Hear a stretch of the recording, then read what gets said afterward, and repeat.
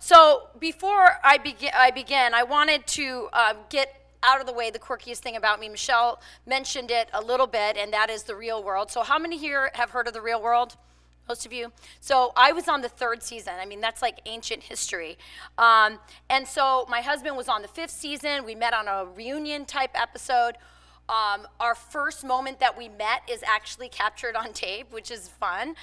We're the first ever reality TV couple that, got married. We have more kids than any other reality TV couple.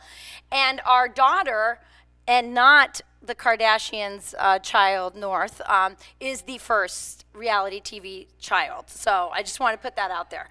But as much as people are interested in the real world, what people most are curious about me is, like, I have 8 kids, right? And they want to know, what's it like to have 8 kids? And more importantly, what's it like to have 8 kids in this hyper-political family? Their dad is a Republican congressman. Their mom is a conservative activist and a Fox News contributor. And it is a little bit weird. For one, I have a 3-year-old who has a little black, beautiful baby doll that she has called Baby Trump. So she hears the word Trump a lot in our house. I also have a son named Jack. He's 16 now, but when he was around, I would say he was probably 12. My husband was already a congressman, and we had a house. And in the bottom of the house was what we called the toy room. And in the toy room, the kids would keep all their stuff. And I went downstairs into the toy room, because this story really explains what it's like having kids in a political household. I went down, and it was an absolute disaster down there. And so I called all the kids, I gathered them all, and I said, hey guys, you guys gotta pick up the toy room. And they said, okay, and so I left. I came back about 10, 15 minutes later, and the place looked exactly the same. I was like, what happened here? And Jack said, Mom, me and Evita's our oldest, me and Evita, we picked up our part. All this stuff you see right here, that's all the other kids. And I said what any good mother would say, and Michelle would back me up. I said, I don't really care who made this mess. No one's leaving the toy room until it's done. And then Jack walked across the room to pick up a toy, and I heard him mumbling something. And I said, Jack, did you just mumble something? And he said, no, I didn't say anything. I said, well, I really distinctly heard you mumbling something as you picked up that toy. Why don't you tell me what you said? And he said, I didn't say anything. And I said, Jack? And he goes, fine, I called you a socialist. And that's what it's like raising kids in a very hyper-political home. So today we're here to talk about and celebrate conservative women. So let's just get right into it. Let's talk about conservative women. Who are they, and what do we know about them? Well, it turns out that there is actually some recent research on women that sheds some light on this subject. Now, since 1972, the University of Chicago has been conducting what they call a general social survey. And one of the things that the survey measures is happiness. The study concluded that conservative women are the happiest. About 40% of conservative women say they are very happy. Now that makes them slightly happier than conservative men, significantly happier, according to the survey, than liberal women, and it also makes them, now who do you think is the most unhappy group of all? Who's the unhappiest? Unhappiest group of men of all are liberal men, right? Only about 1/5 of liberal men consider themselves very happy. And so the question we ask is, why are conservative women so much more blissful? Well, it turns out that there are 3 things that contribute most to human happiness, and they are family, community, especially faith community, and work. And I would suggest to you that these are things that come very naturally to conservative lifestyles, and particularly to conservative women. Now, I believe a lot of our happiness also comes from, is that a better one?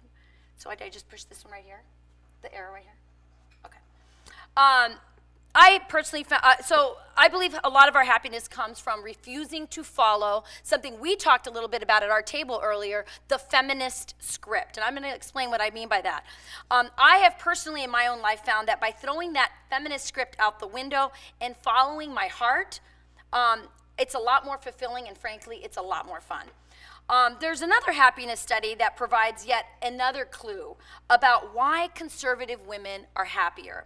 Now, this study concluded that women who say they have turned down a promotion or made some other work sacrifice for the sake of their families report high levels of happiness. That's really quite a revolutionary finding because it actually flies in the face of what women have been told since feminist icon Betty Friedan, there we go, wrote The Feminist Mystique. And it certainly seems to conflict with what so many young women are being told today by other luminaries and culture makers, such as Sheryl Sandberg, who famously told young women during a commencement address, she said, quote, "Put your foot on the gas pedal and keep it there." So my advice is actually exactly the opposite. I say first, of course, get your education, and then pursue your dreams passionately. But do not be afraid to slow down or jump off of the professional train when your heart calls you to tend to the things that last. So what are those things that last? Love, marriage, babies, happy kids. So what's so great about being, and this is what really makes it so great being a woman today is, and it's different than it was, say, back in the 80s or the 70s. Today you actually can jump back on and off that professional train. I say to conservative young women all the time, listen, this is your journey. You do not have to choose between somebody that me and Michelle know who that is, Margie does too, that's June Cleaver, or somebody like Barbara Walters, who really had a very successful career, but she would even tell you in interviews, wasn't able to balance that with a family life.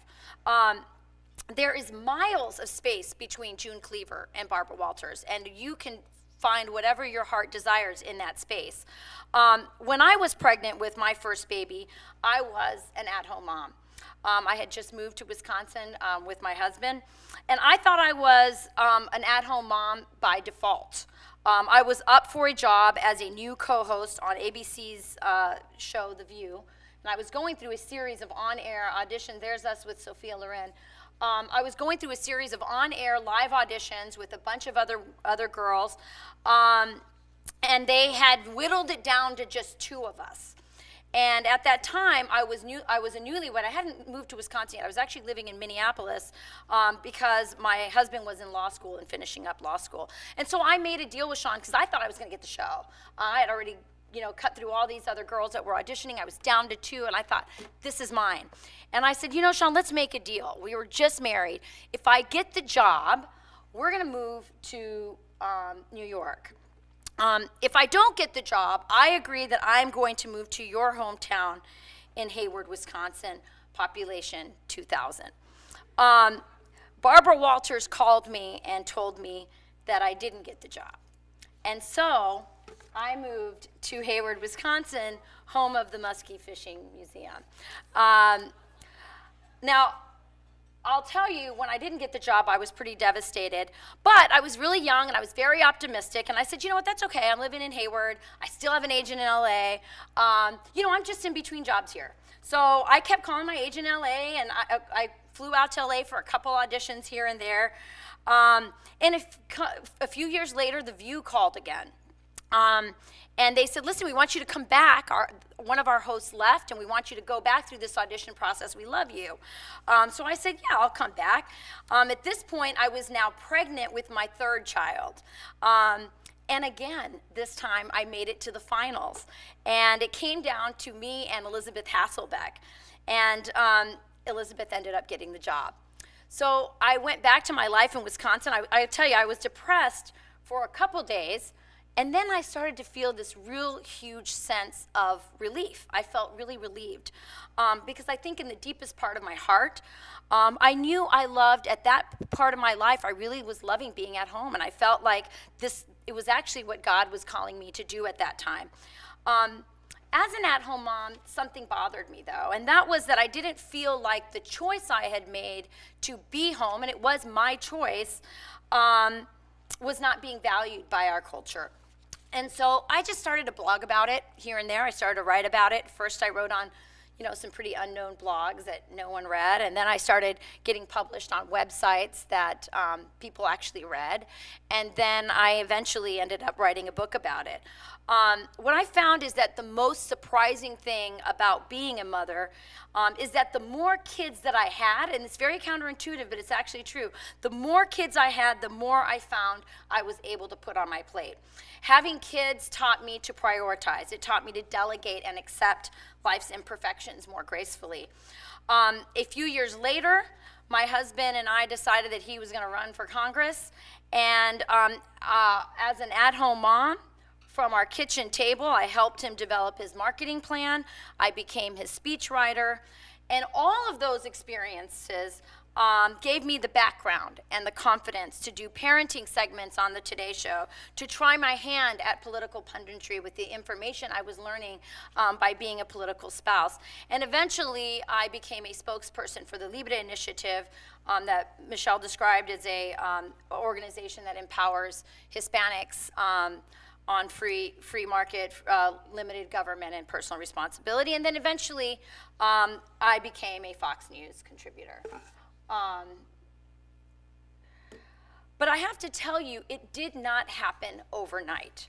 It has been 20 years in the making, with lots of fits and starts.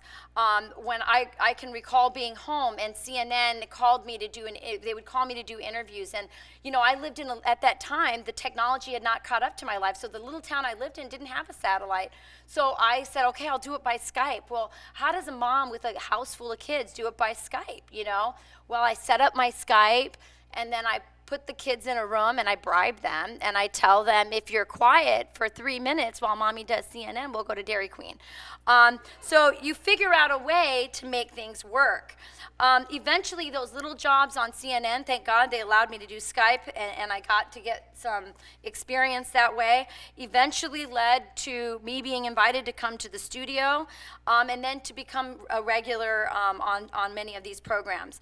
I have to tell you, there are many times that I had to say no because I had a sick child or I was too pregnant to travel. Other times I was so tired and homesick, I wished I had said no to the job. Finding the right balance is experimental, it's imperfect, and it requires constant recalibration. Along the way, though, I learned this very important skill of jumping on and off this professional train to meet the needs, some of them financial, others are just where I was at that stage of my family. I learned to meet the needs of my family and jump on and off that train. I literally threw out that feminist script that said that what I was doing at home would permanently take me out of the professional game. It's a lie. It's not true. It's a very 1980s view of the world that does not take into account technology and how the work culture has changed in America. So I landed my dream job at Fox News at the ripe old age of 45. I am now 47, and I'm still excited when I go to work because I'm learning new things every single day professionally when I go there. And by the way, Fox has been incredibly mommy friendly to me, and they deserve credit for that. And by the way, conservative women are leading the way on this. Look at the way Ronna McDaniel is doing it from the RNC. She said, I am Romney McDaniels, I gotta get her name right. She basically said, I'm gonna take this job, but I'm going to she's the first one who's had that job and not lived in DC. She travels back and forth to her family. They work around her family to make that job work. And by the way, she's raised more money for the RNC than anybody else ever has. So there was no sacrifice in terms of the quality of work that she's doing. You see all those women that are in the White House, Sarah Sanders. The workplace is changing, and it is conservative women who are leading the way and saying, we are not going to sacrifice our families. We are going to make the workplace adjust to us because we have something very unique to offer. Again, I'm 47 years old, and I finally am doing what I wanted to do at the place I want to be. A friend of mine once told me that I was the Betty White of broadcasting because it took me so long to get there. I took that as a compliment. When I look out today and see all of you guys, all of you beautiful young ladies out there, it reminds me of my next piece of advice, because it is for young single women. But I have to warn you that this advice is definitely not feminist approved. In fact, it might make feminist heads explode, so beware. My advice to all of you is to understand that the very most important decision that you will ever, and I mean ever, make as an adult woman is who you marry. Do not let, here's my advice, do not let a good man, a kind man, a supportive man, a man who is desperately in love with you slip away, not even for a career at that moment. I left my life in Los Angeles to move to a little town in northern Wisconsin to be with the man that I loved. Now, a lot of people thought I was crazy, including Barbara Walters, who every time I've seen her, they bring me back occasionally because I'm a guest for so long with the show, and especially when Barbara was on. And every time Barbara would ask me, she thought I was crazy. And literally, when she interviewed me on camera, after Sean was elected, we came on the show together, and I was holding my baby in my arm, and she said, "Do you have any regrets about having left your broadcasting career to marry Sean?" I thought, wow, I'm holding that regret right now, is what she was probably thinking. But no, I have no regrets about that, because the most important thing was that I pursued the man that I love, because that love is what's giving me the life that I have right now. Next week, I will celebrate 8 kids and 19 years of marriage with Sean. He's my soulmate. Thank you. That's an accomplishment. He's my soulmate. He's a great partner who has supported my dreams, including my dream of having a family. And I will tell you, a good, strong marriage leads to a good, strong family, and a good, strong family will support you in your dreams and aspirations. Now, that does not mean that there aren't sacrifices, that there aren't delays. Sometimes there's disappointment, and there is always hard work to make it all work out. But a good husband and a strong family are a foundation of a life blessed by things that truly matter, by things that actually last. The next piece of advice I have for you is that you will also be a happy warrior by refusing to join the feminist Mean Girl Club. Now, I actually wrote an article last year telling Ivanka Trump, here she is right here, let's see, I got a picture. I was trying to give advice through this article to Ivanka. I hope she read it. I think she'll also be happier if she gives up on the idea of ever being welcomed back into the feminist club that once actually celebrated her. She has, as you know, been branded by the left as complicit in her father's pro-America and pro-life agenda, and I will tell you, they will never, ever forgive her for that, and she ought to accept that. It was interesting. I was watching an interview with Mika Brzezinski and Tina Brown. If you don't know who Tina Brown is, she's like a self-appointed feminist leader. She's the founder of the Women in the World Summit. And in this interview, she told Mika that even though Ivanka has been doing a lot to advance female entrepreneurship, that she's actually put a lot of her political weight behind national child care policy and other economic issues for women in the White House, that she could not be a credible feminist model because, quote, her father's administration wants to cut funding to Planned Parenthood. And I thought this was an incredible interview because it was one of those really honest and revealing statements, moments that you don't often get out of liberals. And I think it proves what conservative women have always known about the so-called feminist movement, that it is not really about women. It's about abortion. It's a movement that masquerades as a women's movement, but it's really about abortion. That's why when you had the anti-Trump march after the inauguration, the Women's March, there were actually pro-life groups that were anti-Trump that were banned from, they joined the group or the leadership group, and when they found out they were a pro-life group, they kicked them out.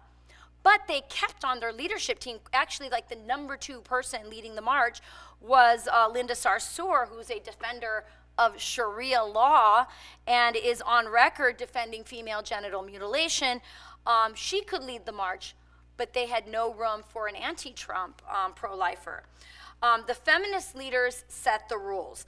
Anyone who threatens abortion will be punished as a traitor to their gender, no matter how much good you actually do for women, to advance their financial empowerment or independence. It doesn't matter. You will be shamed and exiled from the Mean Girl Club. But here is the good news. We don't need their club. We are independent, free-thinking, liberty-minded women. What angry liberal feminists do not realize is that conservative women have been quietly shaping our own brand of feminism, one that gives women more freedom to chart their own course and to define happiness and success on their own terms. It is a feminism that respects the consequential role of men and the dignity of women and their children, including those that are growing in their mother's womb. The media and cultural elites ignore and scoff all of us, but we are a very powerful constituency. Just think about it. We conservative women are the reason why their dream of Hillary Clinton as a president was absolutely crushed. And here we are a year and a half later, and they still haven't come to terms with it. We elected Donald Trump. Conservative women did. Conservative women also gave him a majority in the House and the Senate to pass the most consequential tax reform in a generation. And that majority is also remaking the courts to reflect our conservative and constitutional values. Liberals and Hollywood ignore conservative women at their own peril. Now, you all know that my husband and I were elected in 2010. That was that big wave that came into the House of Representatives. But before 2010, neither my husband or I had ever even stepped foot inside the Capitol.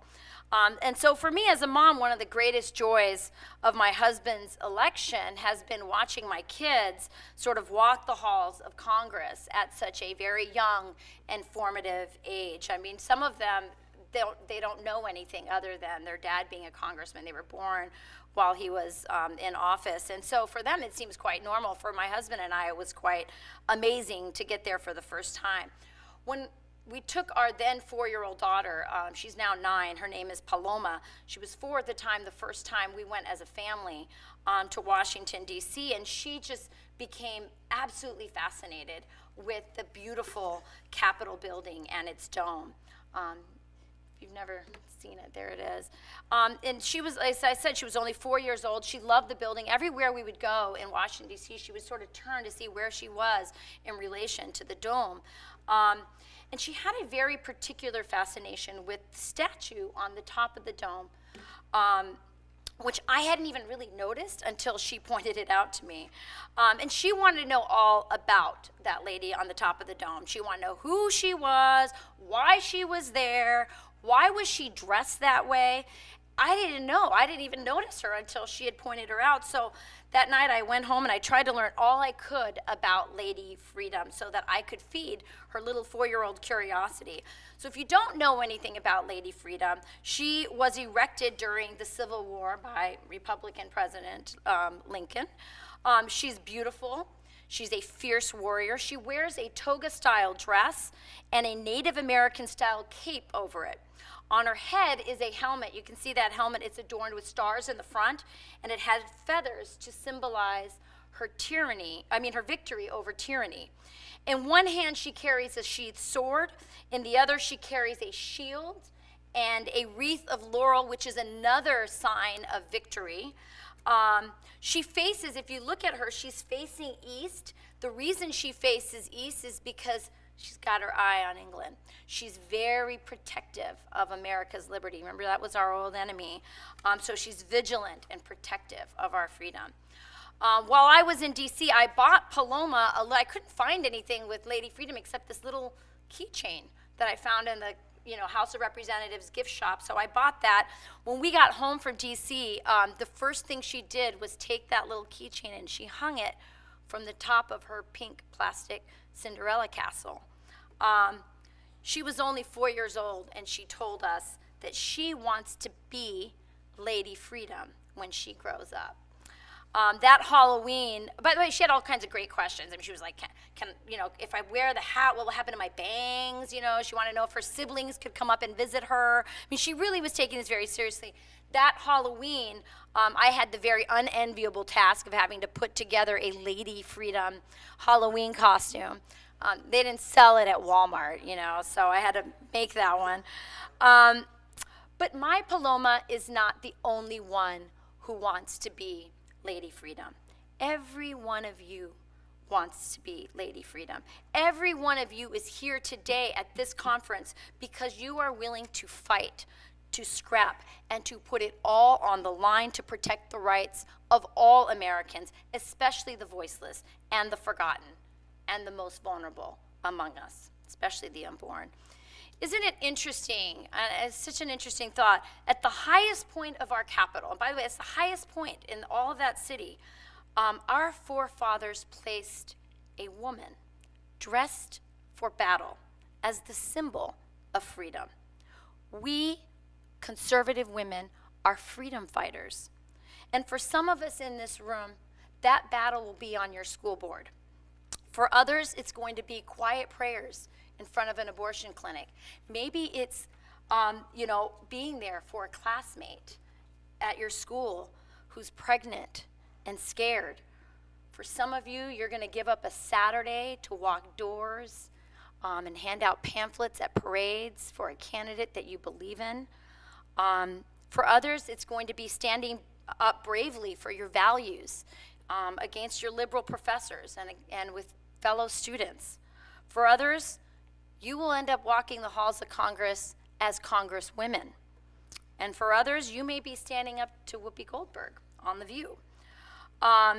So what I ask today, because it's the perfect opportunity, is for us to recommit to our noble cause of protecting freedom, to putting on our illustrious helmets, to picking up our swords and our shields and carrying our wreaths of laurel as we fight to preserve liberty and life for ourselves and our daughters and all of our children.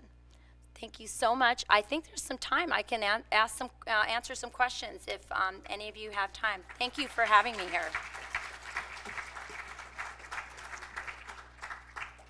Anybody have a question? Don't be shy.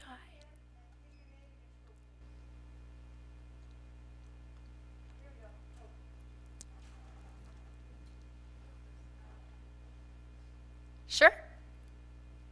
You can stand up. Okay. My name is Nafisa Kabir. I go to Northeastern University in Boston, Massachusetts. I'm on the school senate as a senator for Young Americans for Liberty.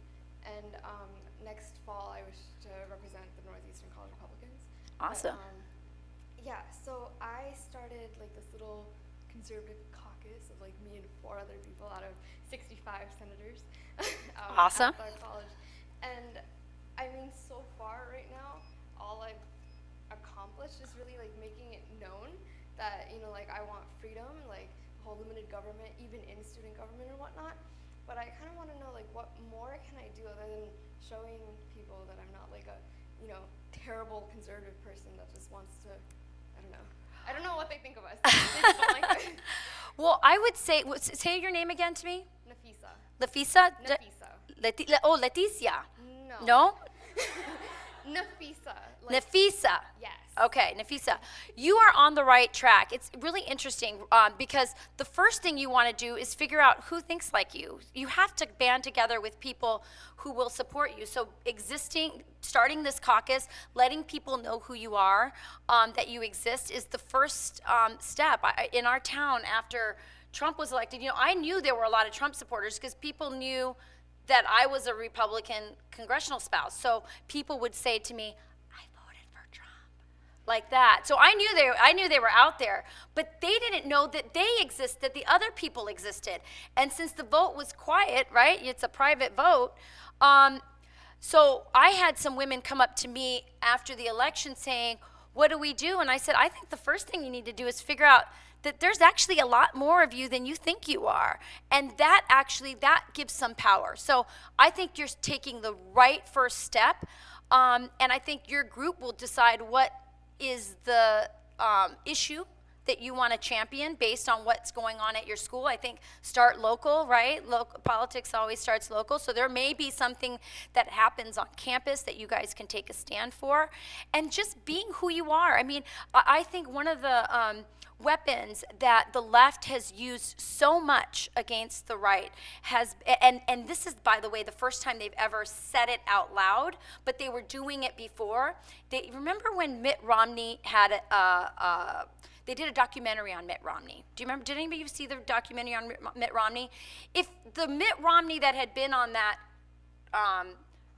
documentary had showed up on the stage, I think he might have won.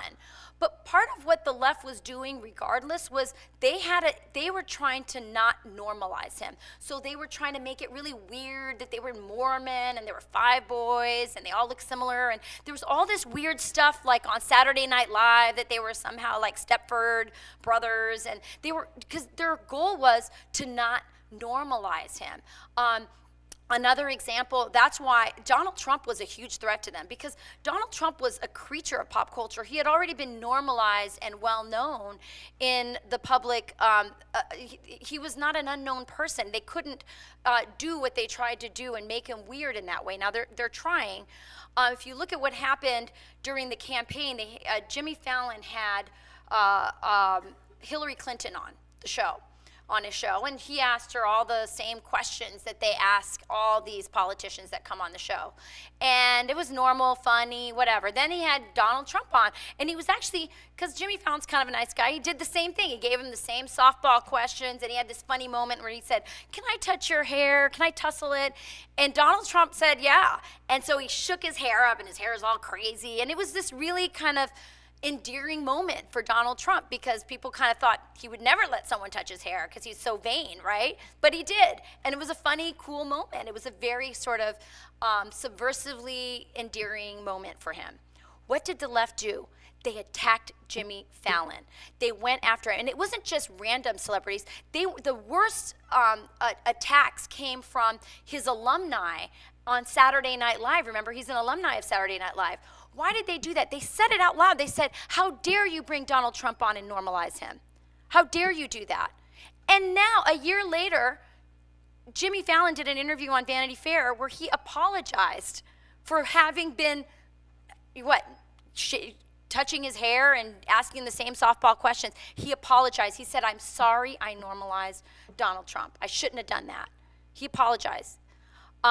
So what I'm saying is, just being you normalizes conservatives, that you exist, that you have a caucus that's 4 and maybe 5, 6, maybe in another year there'll be 12 of you.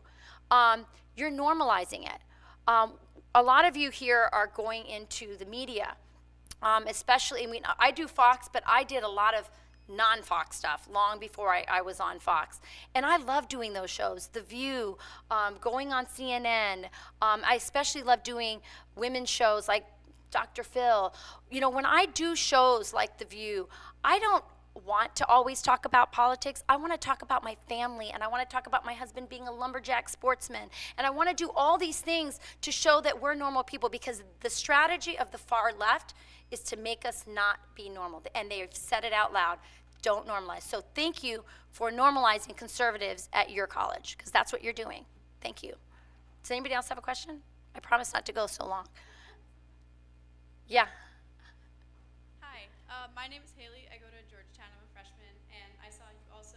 I'm considering majoring in economics, and I saw you did too. And I highly respect the degrees that you have. And I see in academia there's such a pressure to be driven towards a career and to be go, like you said earlier, with your foot on the pedal and never stopping.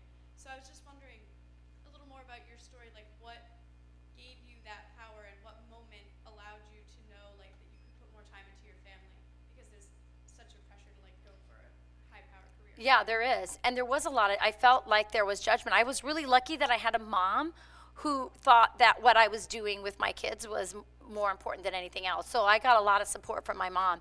When I got that call that I didn't get the job, and I called my mom immediately, she was like, honey, you got more important things to do. And she was right. I was feeling it inside. I knew at that moment that I was pregnant with my third baby. And I think God didn't want me to do that job at that moment. I think we all have to make our own choices. There are women who work and they find childcare arrangements in lots of different ways. Sometimes their husbands are home, sometimes they have a grandparent who's home with their kids, or they find different ways to make it work out.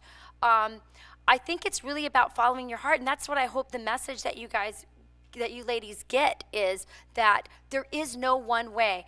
Just because Sheryl Sandberg says put your foot on the gas pedal, it might be easy for Sheryl Sandberg because, she's super rich and she has like 2 kids and, she's maybe able to arrange that way.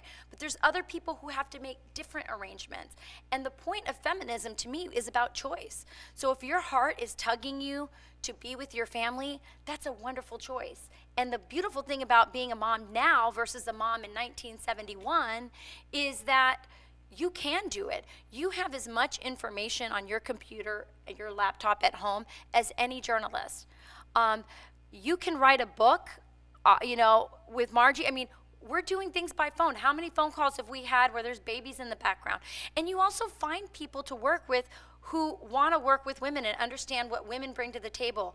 There are some places that say, we want a mom, but we don't want your mommy problems. Well, that may not be a place you want to work at, I had an agent when I started with The View early in my late 20s, I was probably about 27, and she stuck with me through all those lean years of my 30s, and she's still with me today, and she's a mom, and she kind of got me and was willing to work with me and kind of sell me as somebody from the Midwest, and try to help me present that as a positive, that I lived in Wisconsin and was an at-home mom and I could bring that perspective to the table. So you also have to be creative on how you present it. It can't just be, it's not gonna fall on your lap. It's hard work, it's creativity, it's finding the right people around you. And I'm telling you what, it's about having the right spouse, because the right spouse will help you and be a partner with you, because you can't do it alone. It's really tough.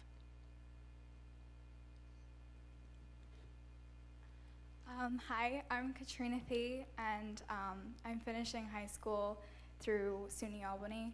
And my question is regarding how we constantly hear through our liberal media about inequality in the workplace, gender inequality. I was wondering what your thoughts are on that, since you talked a lot about having a career as a woman. Absolutely. I mean, look, it exists. There is some gender inequality. I think we'd be fools to say that it doesn't exist. But I also think that as a minority woman, my parents really just taught me to not be a victim. And I think that's been a really positive thing for me, that they always said anything is possible, and if there's an obstacle, figure out a way to get around it, or over it, or under it, or through it. And so, we're free agents, and you can, if there is gender inequality in the workplace, you can sue, or you can leave. You have to make the choices that are right for you. But also, we can't blame everything that happens. I mean, we make choices. I wasn't, in my early 30s, doing the things I'm doing now because I chose not to. And so we make choices in our life, and we have to own those choices, and we can't always blame other people for them. If we are being in any way discriminated, whether it's for our race or our gender, we must stand up for ourselves, and we should. And luckily, we live in a country where we can fight back. But I do think that there is a lot of victimization, self-victimization out there. And I think we would do better as women to see how much power we have, and to see that there's actually a lot of opportunity for us, more than probably a lot of us younger women can appreciate, if we understood what it was like just 30 or 40 years ago.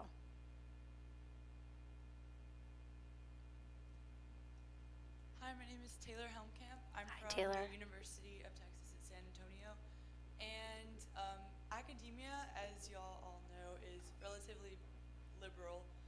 So you were speaking about the left trying to denormalize and to not normalize. Well, anytime I speak out against the liberal academia and their swayed views, professors tend to make a joke out of it or to kind of lampoon or. Are you in class raising your class, hand yes, and saying, raising your hand, it's interesting. challenging, and then they just tend to kind of brush you off. So how do you fight to normalize your views whenever everybody isn't really listening in the first place? You know, this is a very interesting subject because as a mom, I've had to deal with it with my own kids. So I thought, when I was younger and my kids were in elementary school, I thought all the bias was at the university level. But it's really starts pretty young, and junior high and high school. And even at Catholic schools where my kids go to, most of the teachers are liberal. And I started to see my daughter would give me a paper and say, Mom, I need your help in editing it. Don't get mad. I just wrote all the stuff the teacher wants me to say. And it was really tough for me because I wanted her to send the message that she should write what she believes. At the same time, she was very well aware that she would be penalized, and she had experienced that as well. So I think it's complicated. You should defend yourself in class. You should give your opinion, and I would never want to tell you not to do that. But I also have empathy for students who say, you know what, I'm going to choose my battles. If I know I have a professor that's going to absolutely, penalize me for that, and I need this grade to pass whatever, maybe that's not the time to do it. And I know it's a terrible choice to have to make. Obviously, I hope that you feel comfortable going to other people at the university. I don't know who at the administration level deals with that kind of bias, but you shouldn't feel that way by presenting another point of view. And I think it's really sad. It's a sad state of affairs that that's how people feel, but it is what it is. I say keep fighting, but also be smart about it, because you want to also make sure that you're getting ahead.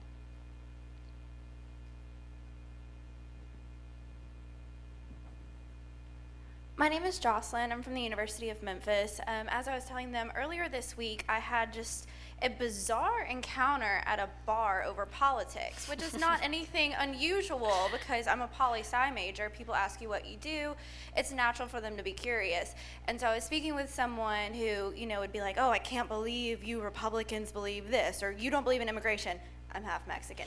You don't believe, why are you pro-life? How come, is it religious? I'm the concession of a rape. I have things just spitting back at them, and they're still just attacking me. And I'm like, and then I just heard Babe Buchanan. She said, never stand down, never. She said, you fight until you absolutely have nothing else to say. Well, so after that conversation, I got called a little bitch for being a 23-year-old Republican woman. And even though I had defended my rights and sat there and listened to everything that they said, I was still the bitch. And so I think this is relevant to, sorry, that's true, That's it okay. happened, to the Mean Girls Club that you speak of. So what would you give, what is your suggestion and what we should do when people aren't listening to us, and at that point, we're just a bitch, Right. even though we've Right. given them logical reasoning. What is your suggestion? So I was around how old are you? Okay, so I was 22 when I did The Real World. And I was a, 22-year-old recent grad from Arizona State from a very conservative Latina family. And I was moved to San Francisco to live in a house with 7 strangers. We had an anarchist bike messenger. We had a Muslim hip-hop artist, kind of Rastafarian kind of guy. We had a very liberal Asian medical student. We had a very liberal cartoonist from New York. We had a kind of a non-political kind of surfer chick in the house. And and we had, most famously, Pedro Zamora, who was a Cuban-American immigrant to the country who had AIDS. And he was living in our house. So I went to San Francisco and really with an open mind. My parents were not happy that I had made this decision, but I said, I want to go do this. I did it. I beat out 47,000 people applied to do. They picked 7. So I thought, this is my destiny. I need to do this show. And it clearly is, because I met my soulmate by doing it. But I tell you, the most important, I went to everything they did. I wanted to see it all, right? I'm on this show. I'm supposed to be experiencing it. I went to gay pride parades to see what that was about with them. I went to soapbox derby races. I went to Muslim spoken word night. I did everything to get to know these guys. And then I had an idea, because you remember Empower America? It's a conservative group, and they were coming to Stanford to do a conference. And I said, you know what, I would like for you guys to all get to know what I'm like. So I invited all of my roommates and the MTV cameras to come with me to an Empower America conference. And you know how it works on reality TV? You actually see what people say after the show. And so the whole time that I was not in the room, they were all complaining about, we have to do this Republican event on such a nice day, and we have to go up and do this. I had been so open-minded with all of them, doing all their stuff. And they come up to the conference, and we meet Jack Kemp. By the way, we met a young staffer there named Paul Ryan, which is kind of funny. We come back, and basically they all said that the thing they got out of the entire conference and all the great speakers was, we can't believe that Rachel would go to a conference that's so white. That's what they got out of it. That's what they got out of it.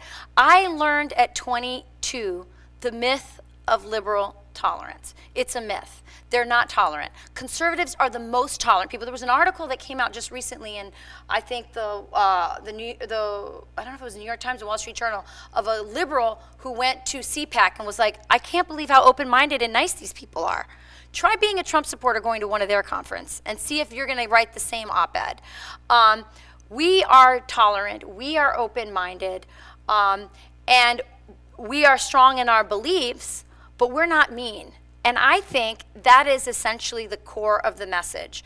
We should fight, but we should fight with confidence and with a smile and with good humor and be happy warriors. Because as the survey says, we are happier. Why let them drag us down in their bitterness? You saw what the march looked like. They're angry. They're really, really angry. Don't go there. Fight for yourself, but do it with good humor. Be a happy warrior. There's one more here. Let's go. Let's take the last one.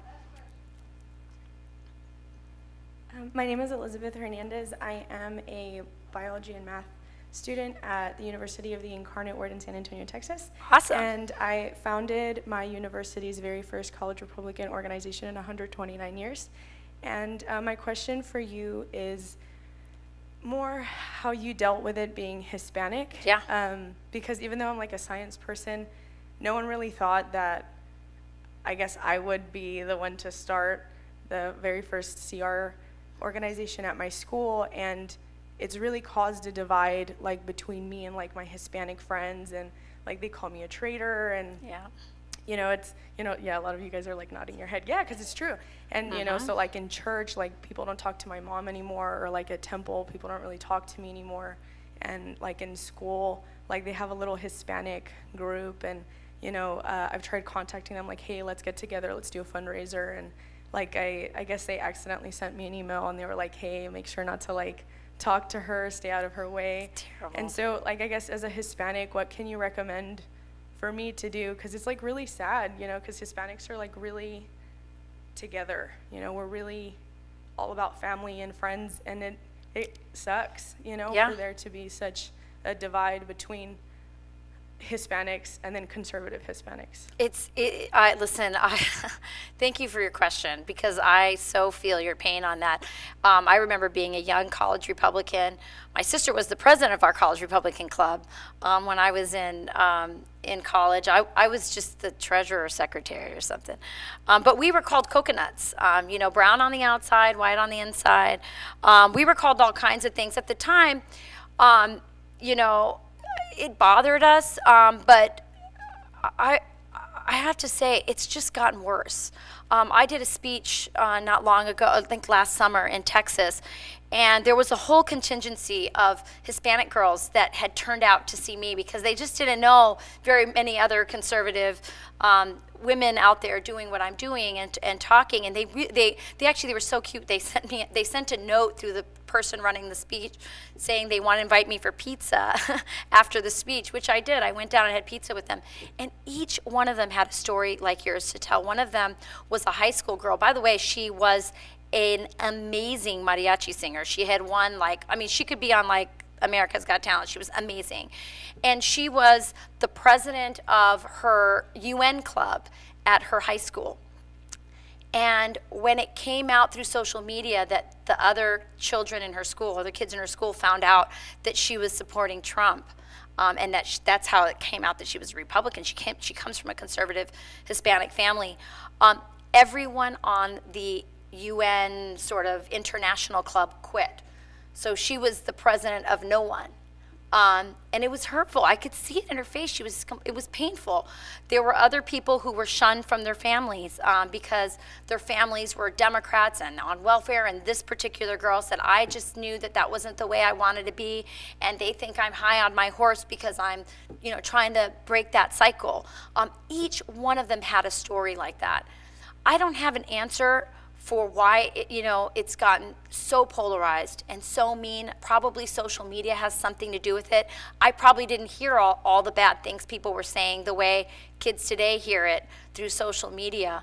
But it's just, I don't have an answer except to say, stand for what you believe in, stick with what you're doing. Don't worry about the haters and the naysayers. They will always be out there. I want to share one story with you because this happened to me a few weeks ago on Fox and Friends. And I have social media. I'm a mom. My kids help me with all my stuff, and I'm not very good at it. And I was on Fox and Friends, and I said something that I didn't think was very controversial, but it turned out it kind of was. So the subject was, I don't know if you saw, Jay-Z came out and said that Donald Trump was a superbug. I don't know if you guys saw that. He said he's a superbug.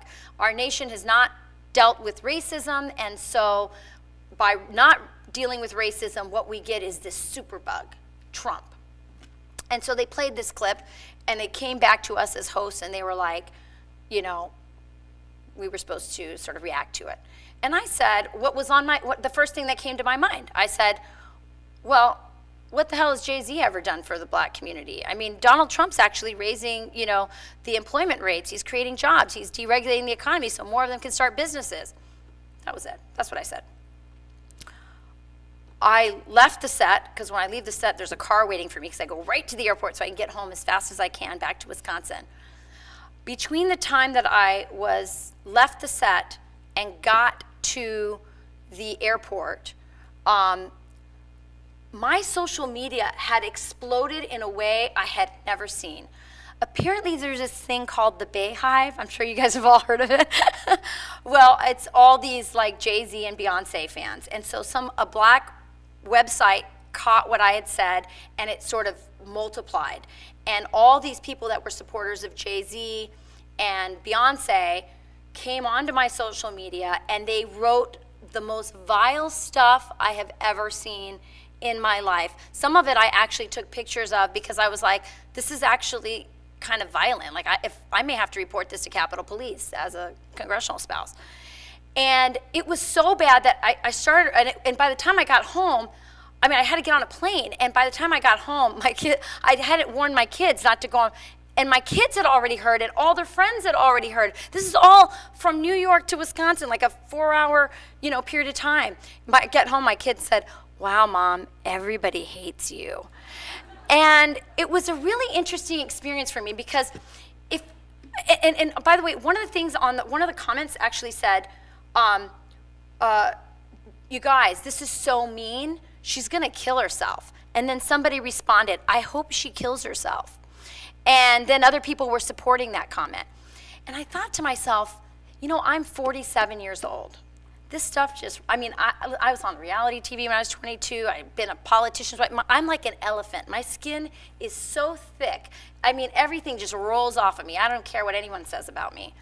But if I was 14, in that moment, I would have thought exactly what my kids said, that the whole world hated me. That's the amplification of social media and what it does. And the truth was, the whole world didn't hate me. These losers hated me who apparently found time to defend, Beyonce instead of getting on with their lives and infecting my social media. By the way, one of the comments, which was hilarious, they're like, who's she to say this, with her 8 kids from 8 different husbands or whatever, 8 different guys or whatever. I thought it was kind of funny. So there was all kinds of stuff, but there was some really vile stuff. And I realized if you're 14, if you're 15, if you're 22, it's harder to take. And I just encourage you to not let this stuff get to you. As you get out there, there's gonna be people that call you a bitch. There's gonna be people that don't wanna be your friend because of your politics. And you just have to get strong and get a thick skin and deal with it. Because in the end, the values that you stand for and that you believe in are gonna keep making you happier. Because these are tried and true values that lead to the American dream. And you know that better than anybody. As a young Hispanic woman studying in the sciences and making her life better and changing the world by doing it. So stick by your values. They are the values that got you to where you're at, and the world is your oyster from what I can see. So be strong, all of you. Thanks for having me.